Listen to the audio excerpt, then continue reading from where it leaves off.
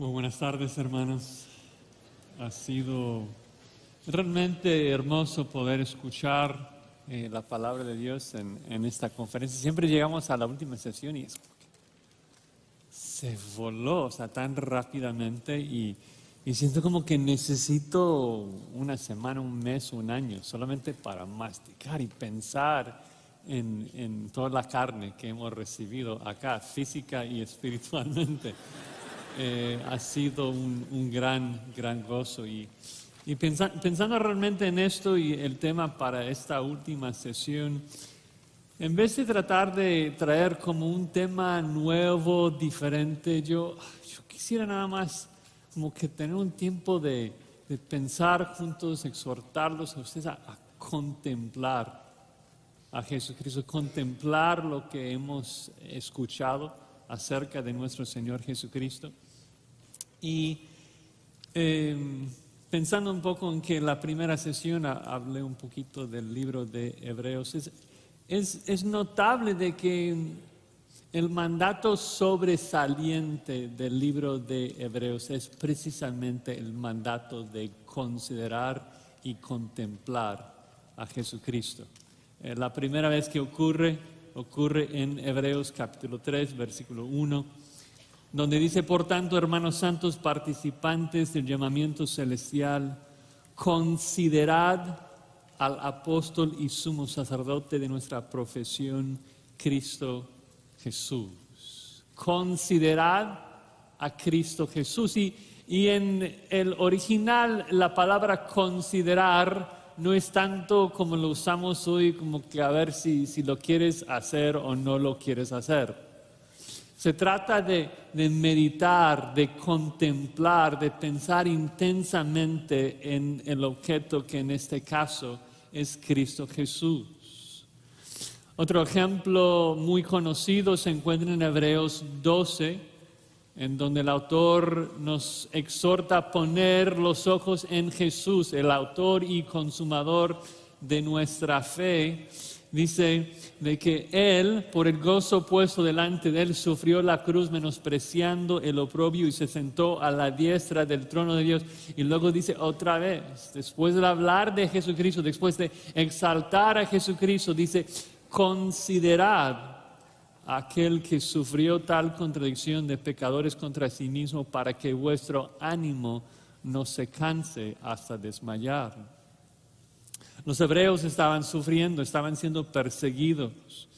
El autor les pregunta, les hace reflexionar: ¿has pensado, has contemplado, has considerado en el hecho de que Cristo escogió sufrir en una cruz, en una muerte tan terrible? Y dice: usted que fue predestinado y fue ya determinado y profetizado por el Antiguo Testamento. Sí, ¿por quién? Por Cristo. Él decide morir así por nosotros. Y la pregunta es: ¿por qué? ¿Has considerado, has pensado en por qué decidió hacerlo así? Dice: para que hoy no te des por vencido, para que no pienses que no puedes, ¿no? Porque así Cristo recibe más gloria cuando Él viene y nos ayuda, ¿no? Me encanta de que en medio de tanta dificultad, pensando en las tribulaciones que estaban experimentando estos hebreos, que estaban siendo encarcelados, estaban perdiendo sus posesiones, lo sabemos por lo que dicen más tarde. El autor presenta la contemplación de Cristo como la solución de todos sus problemas. No de que va a resolver las dificultades físicas, sino de que el hecho de contemplar a Cristo va a ser tan hermoso, un tesoro tan valioso, de que esas otras cosas no van a ser tan importantes, ¿no? Obviamente, para ustedes que han estudiado algo del libro de Hebreos, hay unos judíos, unos hebreos del primer siglo que parece estaban siendo tentados a abandonar a Cristo, abandonar su confesión de Cristo y regresar al Antiguo Testamento. Decir, bueno, también el Antiguo Testamento habla de Jehová, ellos adoran a Jehová y si solamente podemos decir que Cristo era un ángel o algo similar y regresamos a nuestras familias judías, ya toda la persecución desaparece. Hay que seguir sufriendo nada más para confesar a Cristo. Y me encanta que la respuesta divina es de que Dios anima a la persona que está entreteniendo la idea de dejar a Cristo. Le dice simplemente, contempla a Cristo. Nada más piensa en quién es. Porque Dios sabe que si nosotros realmente pensamos en quién es Jesucristo, nunca lo vamos a abandonar. Es imposible. Es como un chef que ha preparado un postre exquisito, lo sabe. Y alguien está como que considerando si pedirlo y no pedir o no pedirlo y simplemente lo presenta en la mesa. Pruébalo. Prueba un poquito. Y usted sabe, si lo prueba, lo va a acabar. Y Dios dice, contempla. O sea, piensa, medita en quién es Jesucristo. Entonces, el autor de Hebreos pone en alto, exalta a Jesucristo, exalta su preeminencia, exalta su majestad, su gloria, nos da una visión increíble de Jesucristo, porque sabe, Dios sabe, si realmente vemos a Jesucristo por quien es, no vamos a estar satisfechos con nada más, solamente Él.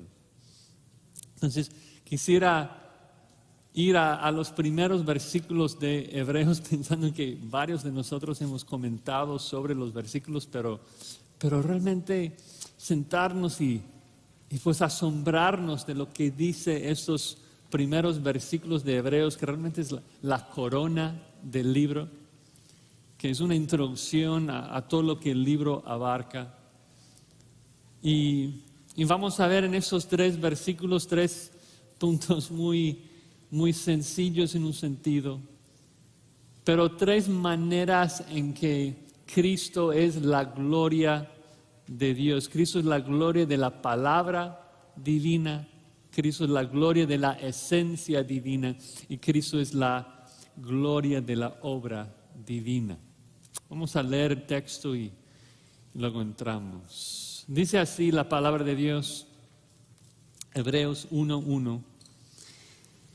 Dios, habiendo hablado muchas veces y de muchas maneras en otro tiempo a los padres por los profetas, en esos postreros días nos ha hablado por el Hijo, a quien constituyó heredero de todo y por quien asimismo hizo el universo, el cual, siendo el resplandor de su gloria y la imagen misma de su sustancia, y quien sustenta todas las cosas con la palabra de su poder, habiendo efectuado la purificación de nuestros pecados por medio de sí mismo, se sentó a la diestra de la majestad en las alturas. Vamos a orar. Señor, te rogamos en esta tarde.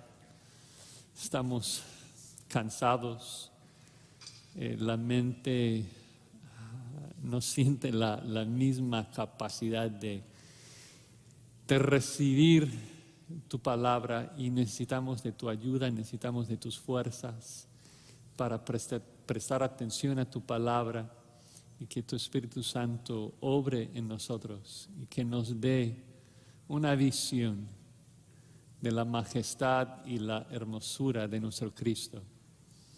Queremos contemplarlo, queremos adorarlo. Ayúdanos, Señor, lo pedimos en el nombre de Cristo. Amén. Cristo es la gloria de la palabra de Dios. Observan ahí en el primer versículo que dice que Dios, habiendo hablado muchas veces y de muchas maneras, y eso es cierto, vemos en el Antiguo Testamento cómo Dios habló muchas veces por medio de Noé y Moisés y David y todos los profetas. Habló en el huerto con Adán, habló durante la monarquía, habló después, muchas veces y muy paciente Hay una frase que se repite 5 veces en el libro de Jeremías. Dice así, Jehová está hablando: yo envié a vosotros todos mis siervos los profetas desde temprano y sin cesar. Así es Dios, que comunicaba muchísimas veces, desde temprano y sin cesar. Y no solamente eso, sino de muchas maneras. Vemos como Dios habla en voz tronante ahí con el pueblo de Dios en Éxodo 20, con humo y fuego, y luego vemos cómo habla por medio de la palabra escrita en símbolos, en parábolas, en narrativa.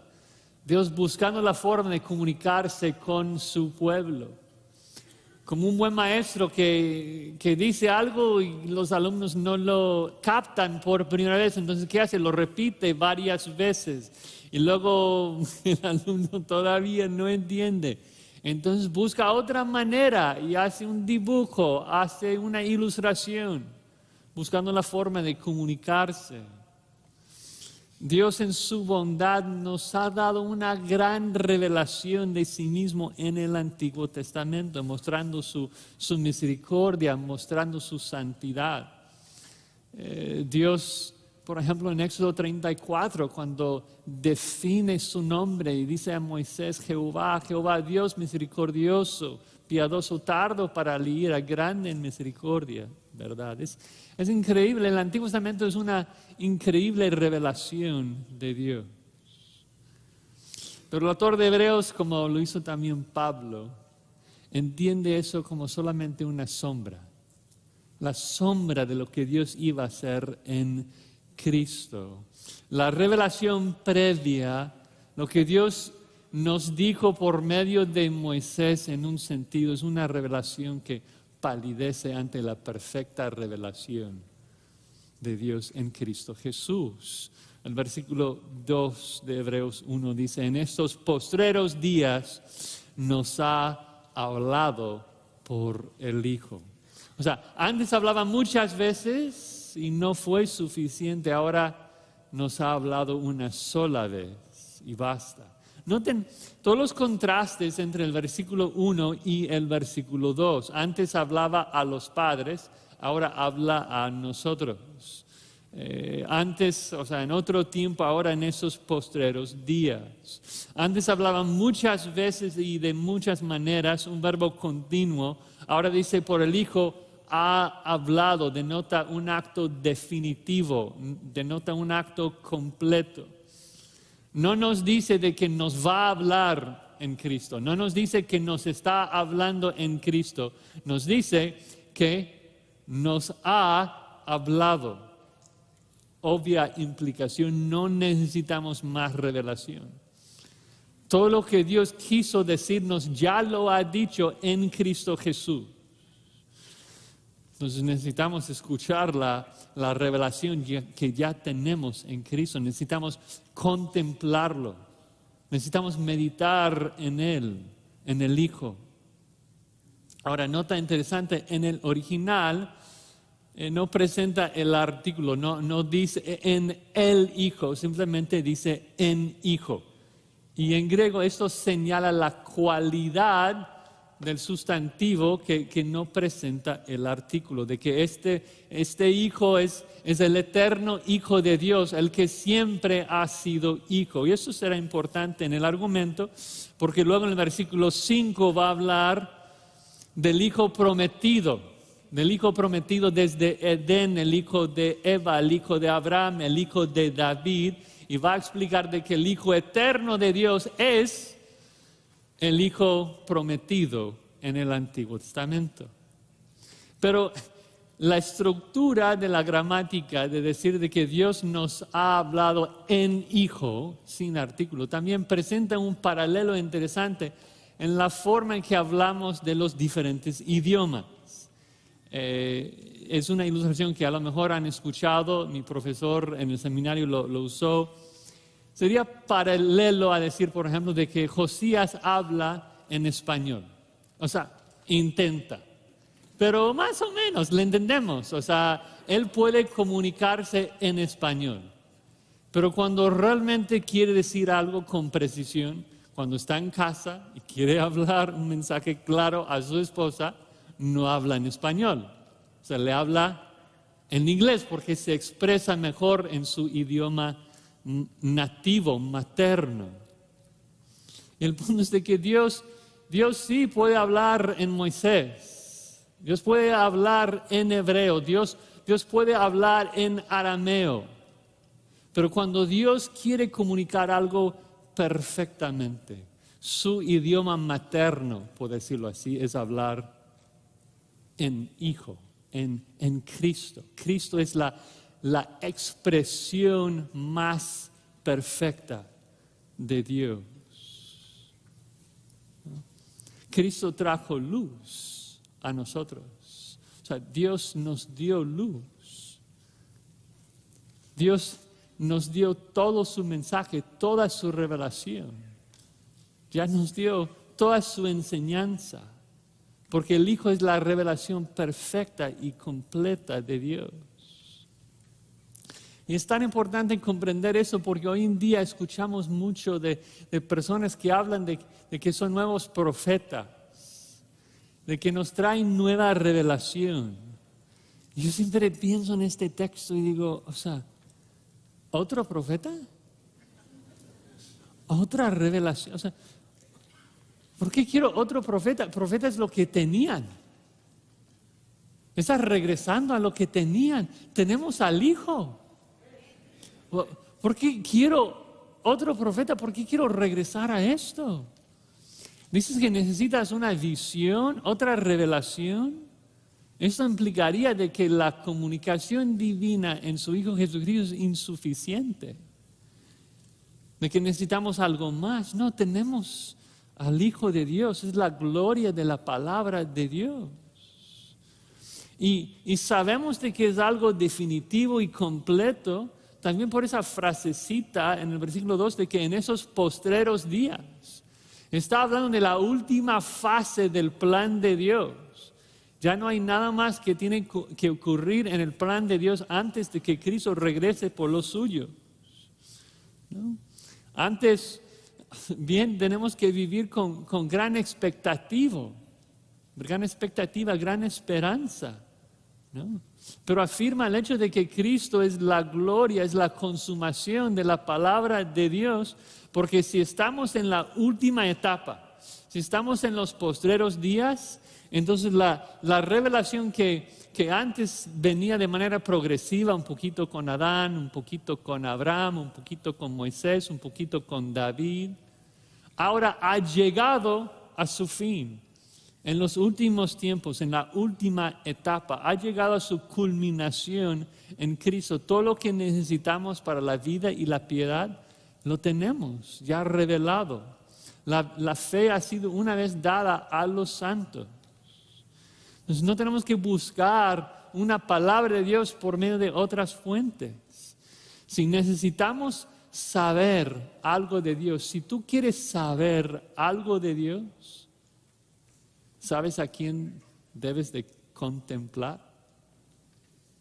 Si tú quieres escuchar la voz de Dios, si tú quieres saber la voluntad de Dios, ¿dónde vas a escuchar el mensaje de Dios?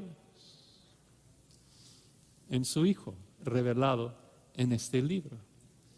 Es un insulto acudir a otras fuentes de revelación en vez de acudir a la revelación perfecta de Cristo. Si tú quieres ver a Dios, lo ves en la faz de Jesucristo. Cristo es la gloria de la palabra de Dios.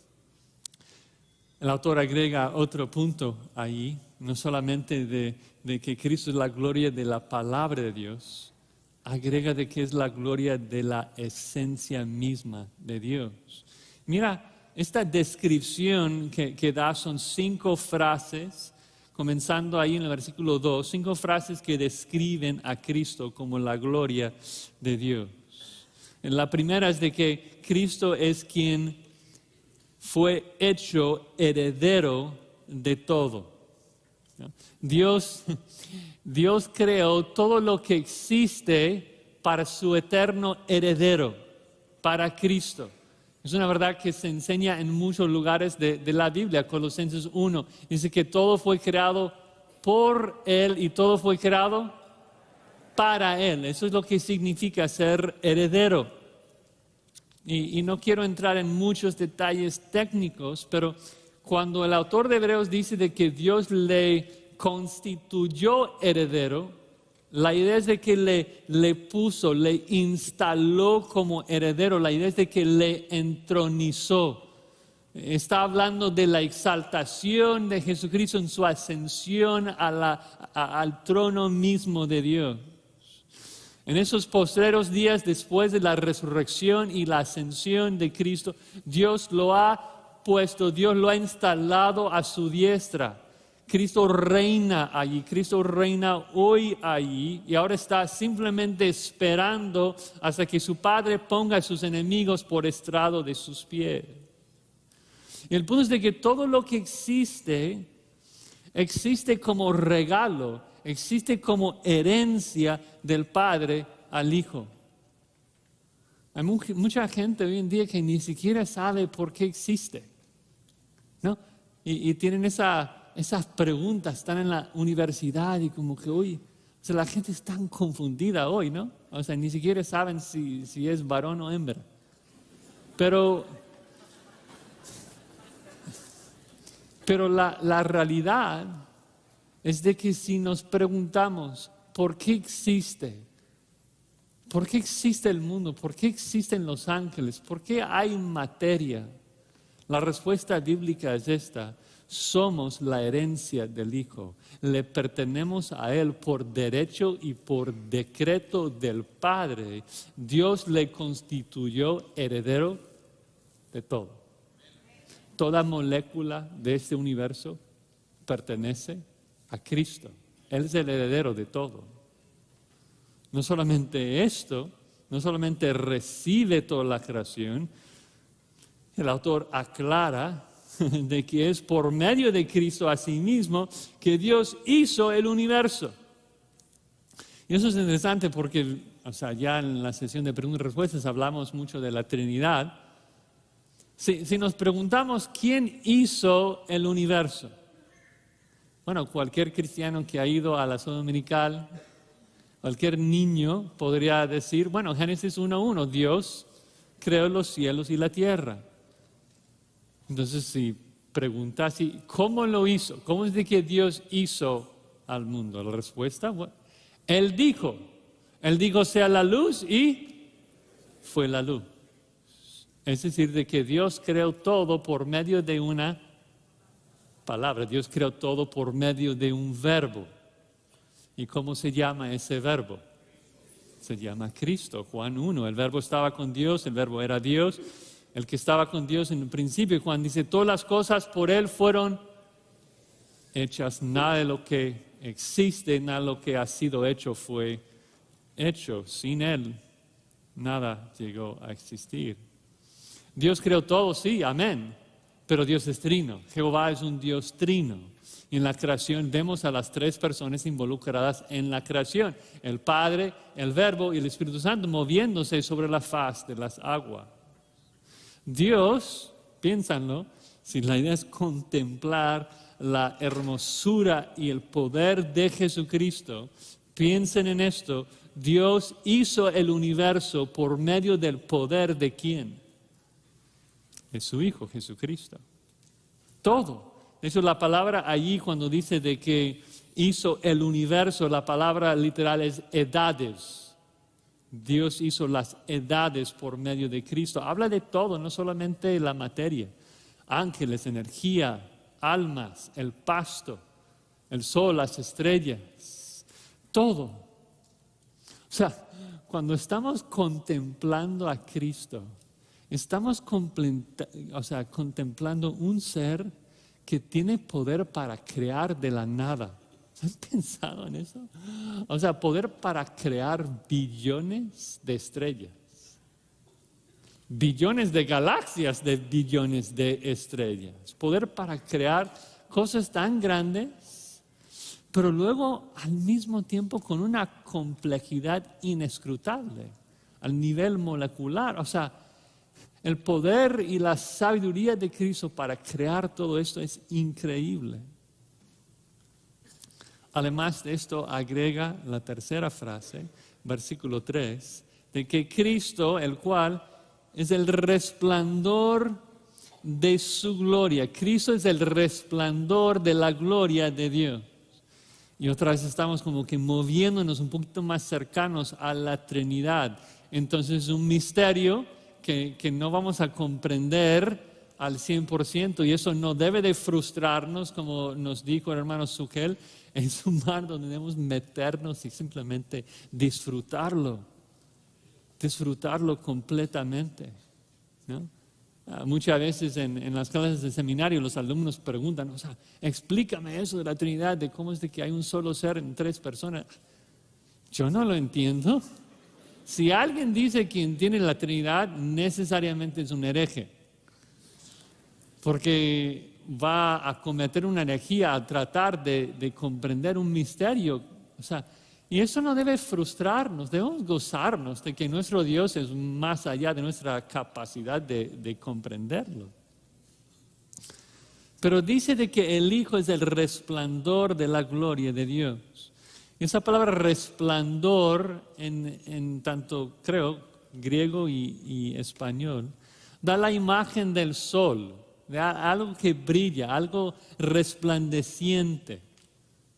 Y creo que aunque cada ilustración falla, ayuda a pensar un poquito en el sol, de que el sol es resplandeciente, el sol emite rayos. Entonces, pensando un poquito en la ilustración, si yo les pregunto, oye, ¿tú puedes ver el sol? Yo me imagino que muchos de ustedes estarían pensando, sí, si salgo de ese santuario y veo arriba, puedo ver el sol. Pero si hay un científico entre nosotros, ¿qué nos va a decir? El sol está a 150 millones de kilómetros de nosotros. Está muy lejos, no puedes ver el sol. ¿Qué ves? Ves los rayos que el sol emite. El sol es resplandeciente, resplandece rayos, y esos rayos nos llegan y decimos que vemos el sol. Lo interesante es de que cuando observamos esos rayos y sentimos esos rayos y sentimos el calor del sol, decimos, el sol nos ha calentado, y apreciamos la luz y el calor del sol. ¿Por qué? Porque el rayo que el sol emite es sol en su esencia, es sol en su naturaleza, es su resplendor. Entonces, como dije, obviamente cada ilustración falla, pero vemos el paralelismo, ¿no? De que nadie puede ver a Dios. Dios es invisible. Juan nos dice en Juan 1:18, a nadie Dios le vio jamás. No podemos ver a Dios. Pero luego Juan explica, que nos dice de que Jesucristo le ha dado a conocer. Él lo revela, Él es su resplandor.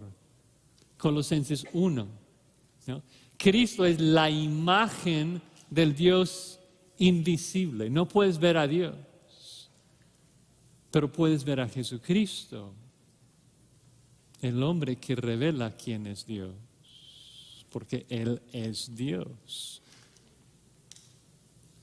Pablo lo dice de esta forma: porque Dios, que mandó que de las tinieblas resplandeciese la luz, es el que resplandeció en nuestros corazones para iluminación del conocimiento de la gloria de Dios en la faz de Jesucristo. Sí podemos ver la gloria de Dios. ¿Dónde la vemos? La vemos en la faz de Jesucristo. ¿Quieres saber cómo es Dios?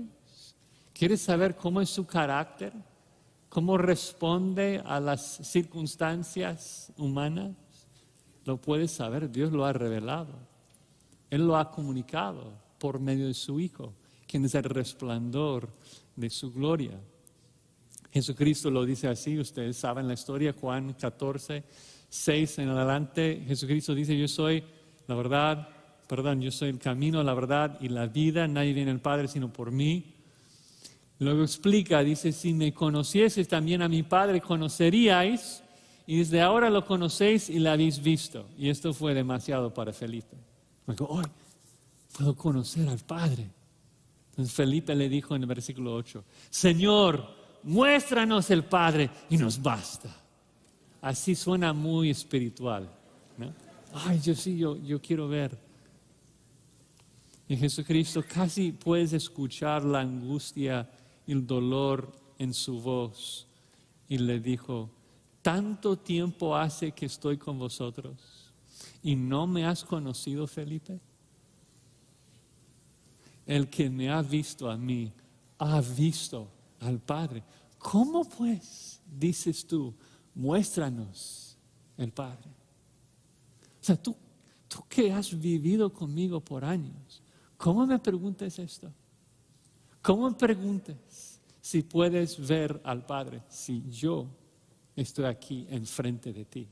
Yo soy el resplandor de la gloria del Padre. Cuando me ves a mí, ves al Padre.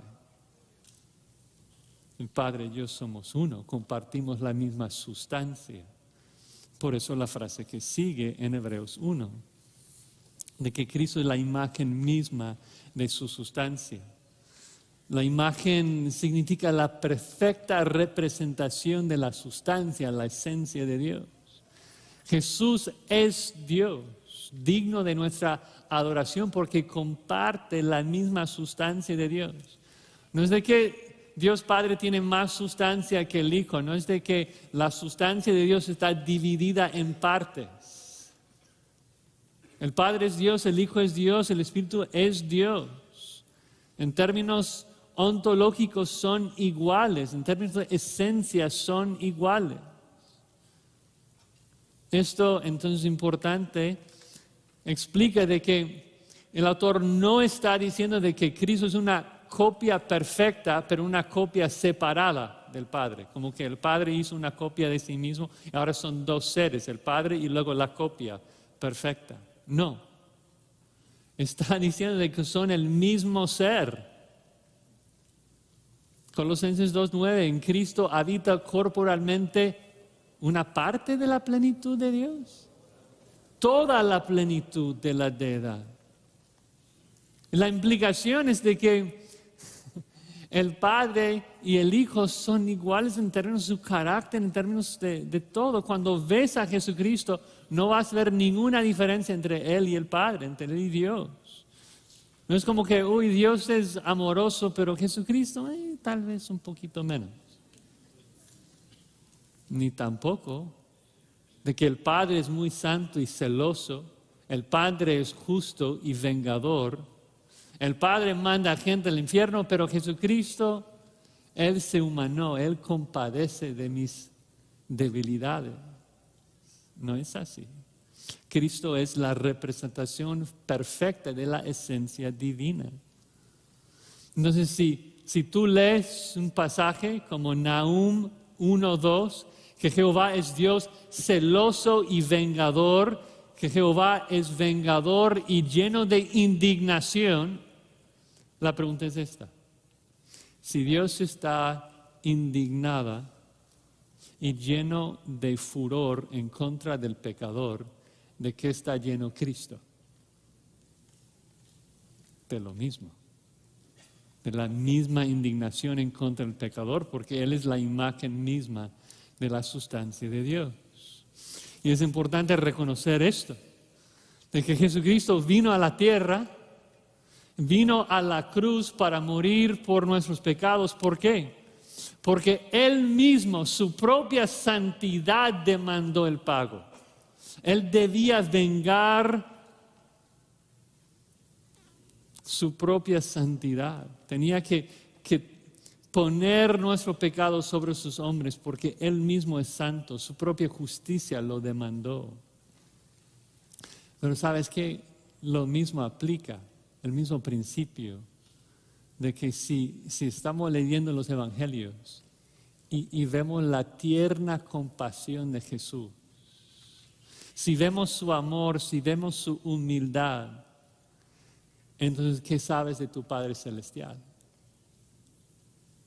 de que tiene la misma compasión, la misma ternura, porque Cristo es la imagen misma de su sustancia. Y luego finalmente la última de las 5 frases, Él es soberano. Él sustenta todas las cosas con la palabra de su poder, absolutamente todo. Este fue el versículo que en un sentido cambió mi vida, cambió mi teología. Yo nací con una teología no en contra del Evangelio, o sea, nací en un hogar cristiano, aprendí las verdades del Evangelio, pero yo no entendía muy bien la soberanía de Dios en la salvación, la soberanía de Dios en mi vida. Estuve en la universidad y tuve la dicha de escuchar a nuestro hermano que ya está en la presencia de Dios, al hermano R.C. Sproul. Y él está hablando de un grupo de universitarios, y para introducir su sermón, lo recuerdo como si fuese ayer, saca su pluma y lo deja caer así. Y todos, cuando lo va a agarrar, ¿no? Pero lo deja ahí y luego pregunta. Es un grupo de universitarios así muy inteligentes. Pregunta, ¿por qué se cayó la pluma? Y todos en unísono, ¿no? O sea, todos los universitarios dijimos, la gravedad. Y luego él, como solamente podría hacer, regresa a sus notas y dice, ¡incrédulos! Ustedes tienen las mentes lavadas. Los han endoctrinados a buscar razones humanistas para las preguntas de la vida. La pluma no cae por la gravedad. La pluma cayó porque Jesucristo en ese momento que sostiene todas las cosas con la palabra de su poder, decidió que iba a caer. Y nosotros, muchos de ustedes están pensando, ¿cómo que? Pero oye, Josías, siempre cae. Siempre cae. Sí, siempre cae. ¿Por qué? Porque Cristo es un Dios de orden, que maneja su universo de acuerdo a leyes ordenadas. Pero la pluma no cae, el pájaro no cae sin que el Padre lo decrete. Porque Dios es soberano y ejerce su soberanía por medio del poder de la palabra de Cristo que sostiene todo. No dice que sostiene algunas cosas en el mundo. No dice de que las cosas ocurren de manera automática, que Cristo hizo andar al universo, regresó al cielo y ahora está simplemente disfrutando de que todo vaya pues cumpliendo con sus planes y propósitos. La palabra allí sostiene es una palabra muy personal. Se traduce llevar o cargar. La idea es de que Jesucristo está personalmente involucrado en el sustento de su creación. Esos bancos los sostienen porque Cristo está hablando, porque Cristo los está sosteniendo. Y esto aplica a todas las cosas y les animo, les exhorto a tratar de aplicar eso a cada detalle de tu vida. Las hojas de los árboles, tu corazón que palpita, todo es gobernado y sustentado por Cristo. O sea, piensa en lo que tiene que pasar en este universo al nivel macro, o sea, el sol, las estrellas girando, suspendidas sobre la nada. Luego piensen en lo que tiene que pasar al nivel micro, las moléculas, los electrones, la complejidad de todo lo que Cristo hace, y lo hace conforme al poder ¿de qué? De su palabra. Él sustenta todo por el poder de su palabra.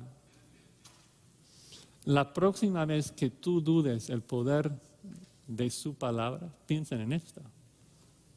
La próxima vez que tienes un problema, que te sientes estresado, parece que no puedes hacer algo,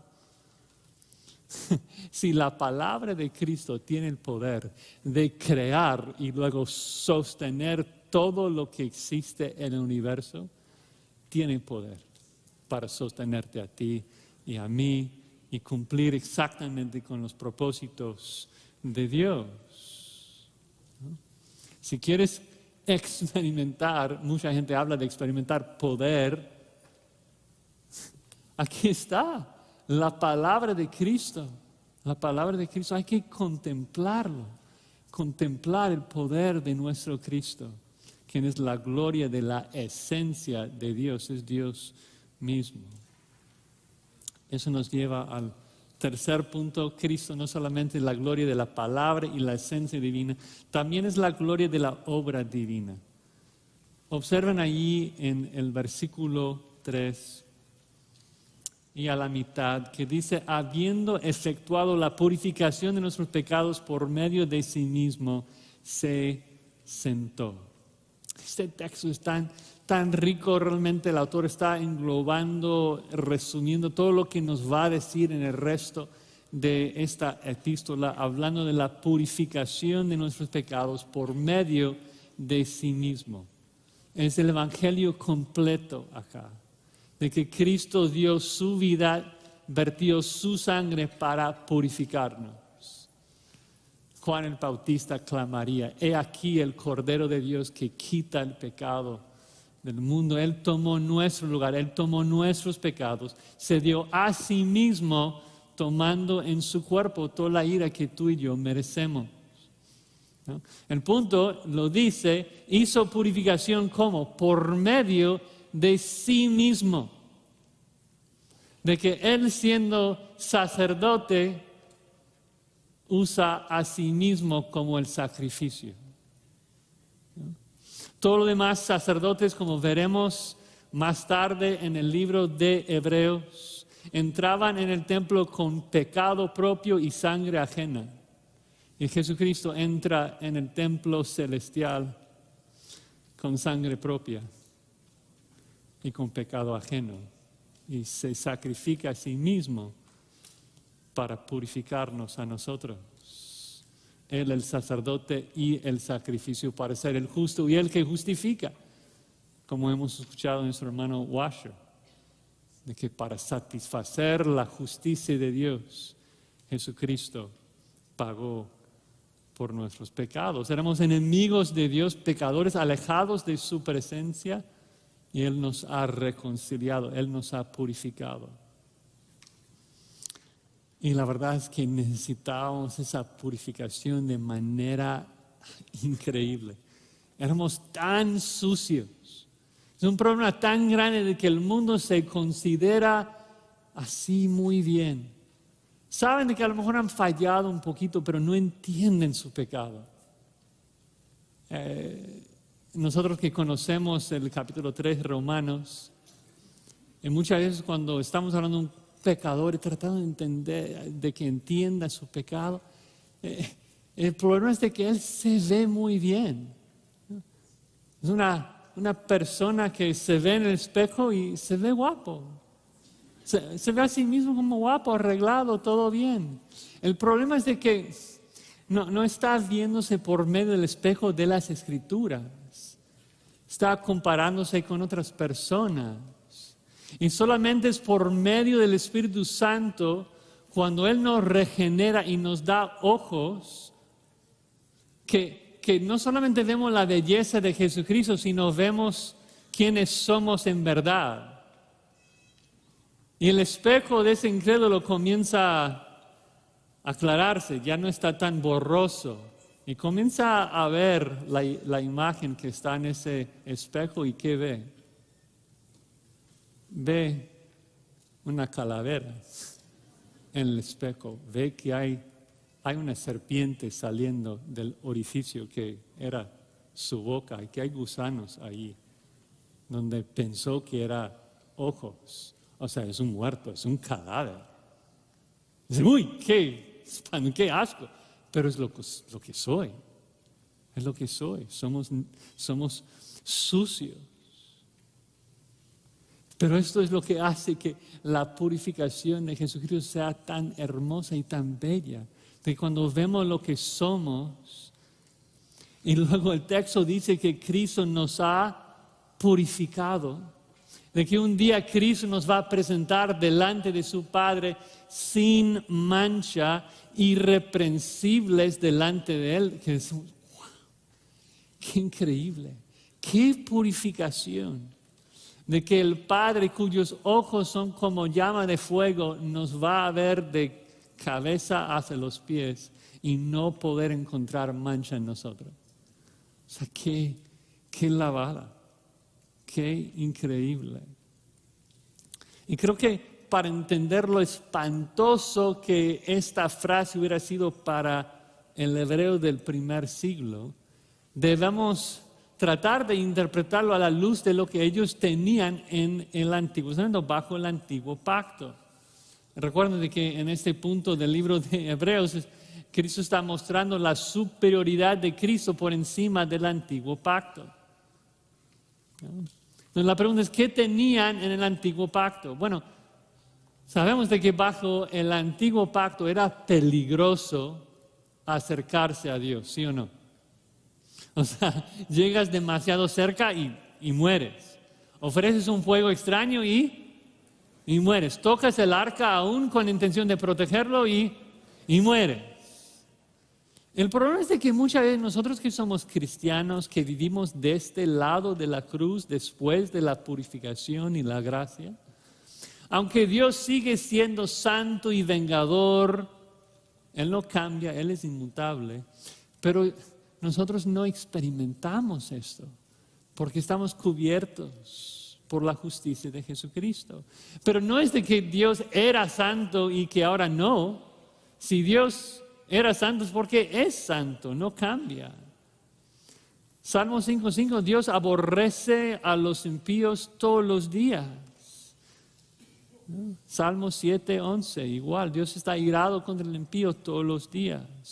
Entonces, en el Antiguo Testamento lo que vemos es de que para que un Dios como Dios, un Dios celoso, para que un juez justo tenga comunión con Israel, Israel que es pecadora, para que Jehová morara dentro de su pueblo pecaminoso, los israelitas tenían que matar a muchísimos animales. Aunque solamente cubría su pecado de manera temporal, pero por lo menos tenían que matarlos y no algunos, o sea, miles y miles y miles de animales. Hebreos 9:22 dice que casi todo es purificado según la ley con sangre, y sin derramamiento de sangre no se hace remisión. Los sacerdotes estaban haciendo sacrificios todos los días, 1000 becerros. Luego rociaba todo con la sangre. Imagínense ese versículo, no sé si lo han contemplado, en Hebreos 9:19. Intenten imaginar y visualizar y oler lo que está pasando. Van a saber por qué digo oler en un segundo. Hebreos 9:19. Dice ahí de que habiendo anunciado Moisés todos los mandamientos de la ley a todo el pueblo, tomó la sangre de los becerros y los machos cabríos con agua, lana escarlata e hisopo, y roció el mismo libro y también a todo el pueblo. ¿Cuántos judíos hay en este momento? Hay más de 600,000 soldados. Estamos hablando de más de 2 millones de personas y todos rociadas con sangre. Te da asco imaginarlo, pero piénsalo, 2 millones de personas en el desierto sin baños, rociados con sangre bajo el pleno sol del Medio Oriente. ¿Te imaginas el dolor, el asco de vivir bajo el antiguo pacto? Es un recordatorio incesante, indeleble, imborrable, de que ellos merecían la paga del pecado. Ellos merecían morir. Cada rato viendo muerte, cada rato oliendo sangre. un recordatorio todos los días que Dios seguía siendo perfecto, santo y nosotros no. ¿Tú quieres que Dios viva con ustedes? ¿Tú quieres que Dios tenga su tabernáculo aquí entre ustedes? Tiene que haber muerte. La gente pecadora, los sacerdotes pecadores, y no podría parar. Y por eso, Pastor Miguel ya lo mencionó, hubo un mueble que jamás estuvo presente ni en el tabernáculo ni en el templo. Hubo muchos muebles allí, altar, candelero, cortinas, mesas, que no estaba nunca. Una silla. Nunca hubo sillas, porque el trabajo del sacerdote no podría terminar, ¿no? De hecho, yo estaba pensando, si hay una imagen alguna vez en la Escritura de un sacerdote sentado, ¿y sabe cuál es el único ejemplo que encontré? Elí, sentado, ¿y qué le pasa? Cae atrás, se desnuca y muere. Es decir, que la imagen de un sacerdote sentado, o sea, en el antiguo pacto no es buena idea. El sacerdote del antiguo pacto no debía sentarse, siempre debía trabajar, pero Cristo, después de efectuar la purificación, ¿qué hizo? Se sentó a la diestra de la majestad. ¿Por qué? Si Cristo se sentó, es porque el trabajo de purificación ya fue consumado. Significa que no hay nada más que hacer. Y por ende, esa es la parte que es imposible de creer. Significa que el pueblo de Dios es tan santo como Dios mismo. Es inconcebible, es inimaginable. Sin embargo, eso es exactamente lo que el texto nos está indicando. Cristo se sentó porque la obra de purificación se acabó. Cuando Él dice consumado es porque consumado fue. Es una exclamación extraordinaria indicando la finalización, la terminación de la obra redentora. No hay nada más que agregarle.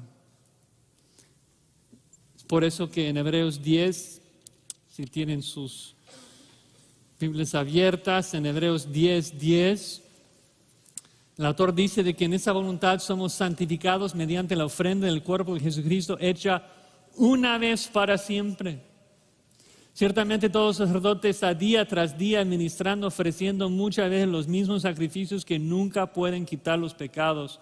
Pero Cristo, habiendo ofrecido una vez para siempre un solo sacrificio por los pecados, se ha sentado a la diestra de Dios, de aquí en adelante esperando hasta que sus enemigos sean puestos por estrado sus pies, porque con una sola ofrenda hizo perfectos para siempre a los santificados. Gracias a la obra de purificación de Jesucristo somos perfectos ante la corte divina. Y un día seremos perfectos en la experiencia también. Y es por eso que el autor de Hebreos, en unos versículos más tarde, en Hebreos 10:19, nos puede decir esto, que ahora tenemos libertad para entrar en el lugar santísimo por la sangre de Jesucristo. O sea, el judío que conoce el Antiguo Testamento diría, imposible. ¿Cómo que entrar en el lugar santísimo? ¿Quién crees que eres? El que entra en el lugar santísimo tendría que ser tan santo como Jehová. Mentiroso. Nadie podría tener acceso a la presencia santa de Dios. Es inconcebible. Pero es exactamente lo que el texto nos está diciendo.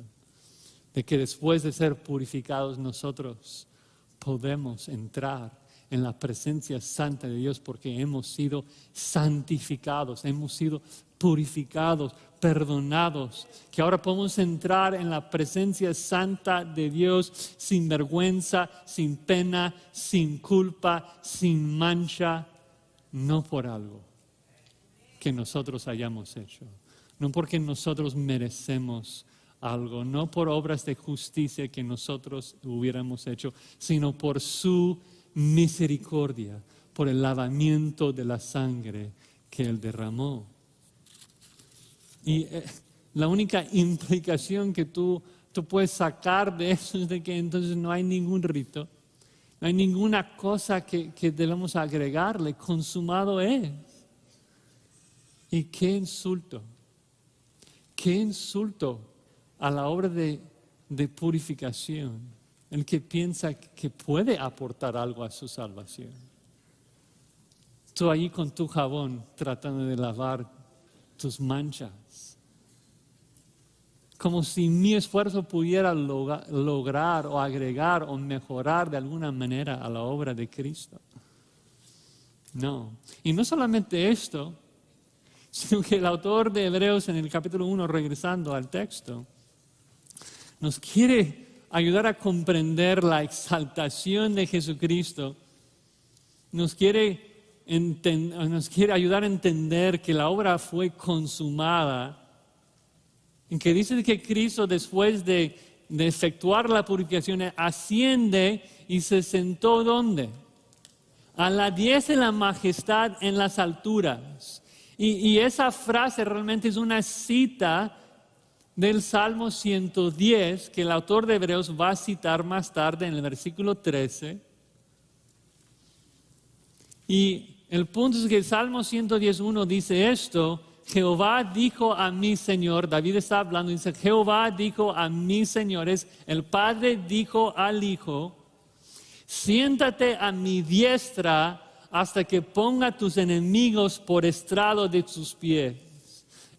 Exaltado, triunfante, dueño de todo poder, al lado de la majestad. Qué gloriosa exaltación. Es imposible ser más exaltado. De que ahora el Padre promete matar a todos los enemigos de Cristo y construir de esos cadáveres un reposapiés digno para que Cristo pueda descansar hasta recibir su herencia. No es posible ser más exaltado. Y otra vez debo recordarles que el autor de Hebreos no solamente está exaltando a Jesucristo con la intención de ver si queremos o no contemplarlo, no es opcional. El autor de Hebreos nos da solamente dos opciones. ¿Descansas en Cristo y en su sacrificio o te conviertes en el enemigo de Cristo y pronto estarás aplastado debajo de sus pies? ¿Reposas en Cristo o te conviertes en su reposapiés?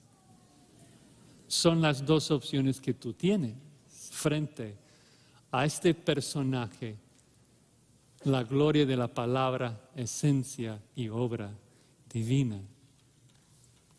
Este fin de semana hemos escuchado unas exposiciones tan tremendas que nos han hecho contemplar y meditar más en la belleza de Cristo. Pero no podemos simplemente salir de aquí pensando, uy, qué lindo es Cristo. Tenemos que pensar en las implicaciones para nuestras vidas, ¿no? Porque si tú recibes, si tú escuchas todo lo que has escuchado en esta conferencia y luego no te arrepientes, luego no perseveras en Cristo Jesús, lo que te espera es horrendo. Hoy Cristo te ofrece salvación. Mañana no sé. Mañana a lo mejor no tendrás vida. A lo mejor esta noche Dios te va a decir, necio, esta noche vienen a pedir tu alma. El autor de Hebreos dice en Hebreos 12, mirad bien que no sea que alguno deje alcanzar la gracia de Dios, que brotando alguna raíz de amargura os estorbe y por ello muchos sean contaminados. No sea que haya algún fornicario o profano como Esaú, que por una sola comida vendió su primogenitura, porque ya sabéis, Hebreos 12, 17, ya sabéis que aún después deseando heredar la bendición, fue desechado y no hubo oportunidad para el arrepentimiento, aunque procuró la bendición, la procuró con lágrimas. Hoy es el día de arrepentimiento. Hebreos 6 también nos exhorta, si tú gustas, si pruebas a Cristo y no lo consume, si escuchas de sus perfecciones, pero no lo adoras, si escuchas sus palabras, el príncipe de los predicadores, pero no crees en él, no le sigues, no cargas tu cruz para seguirle, tu fin será el infierno, tu fin será el castigo. Pero qué lindo para nosotros que hemos recibido a Cristo, de que nuestro Salvador es un Salvador tan increíble, tan inmenso, tan hermoso. Y para concluir, quisiera solamente decir lo siguiente. Yo pienso que por lo menos en mi propia vida, y creo que para muchos otros, el trabajo más grande, más difícil de la vida cristiana es simplemente creer que es tan sencillo, ¿no? De creer en Cristo, de creer que Él es tan perfecto y tan bello como lo es. De que su cruz me ofrece una salvación gratuita, que no tengo que agregarle nada, que solamente tengo que recibirlo con gratitud. La verdad es que nuestro orgullo aborrece ese concepto. Nuestro orgullo batalla constantemente en contra de ese concepto. Queremos hacer algo, queremos hacer algún rito, queremos confiar de alguna manera en nosotros para poder gloriarnos en nosotros mismos. Pero Jesucristo hizo todo. Jesucristo, siendo la palabra de Dios, siendo la esencia misma de Dios, ha pagado todo, nos ha purificado, habiendo efectuado, punto, hecho. Obviamente ahora echamos ganas en nuestra santificación, queremos agradecer a Cristo, queremos honrar a Cristo, pero el trabajo de purificación Él ya hizo todo para que Él recibiera toda la gloria. Entonces es contemplar y meditar más en Él. Considerar, contemplar a Cristo. Hay tantas cosas en este mundo que compiten por nuestra atención. O sea, todos los días hay una nueva amenaza, un nuevo virus, un nuevo ejército, un nuevo problema en otro país. Los medios constantemente nos están bombardeando con lo que sea para distraernos. Nosotros tenemos una cosa que tenemos que hacer.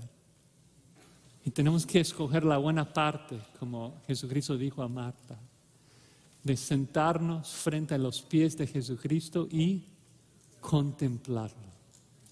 Entonces, si esta conferencia ha logrado algún objetivo, que sea esto, de que salgamos contemplando la belleza de nuestro Señor Jesucristo. A Él sea la gloria.